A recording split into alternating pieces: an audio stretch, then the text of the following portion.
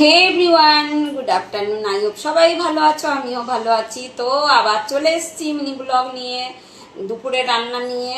তো দেখো আজকে দুপুরে রান্না, আর দেখে বলো তোমাদের বাড়িতে কার কি হয়েছে বলবে বেশ। তো দেখো আজকে দুপুরের মেনু, এই দেখো আজকে দুপুরের মেনু ভাত,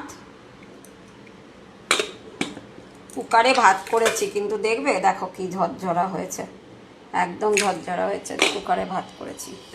আর এই যে চিংড়ি মাছ দিয়ে পাটের শাক করেছি, আর চিকেন করেছি। আজকে চিকেনে কটা আলু দিয়েছি। তো আজকে দুপুরের মেনু এতটাই।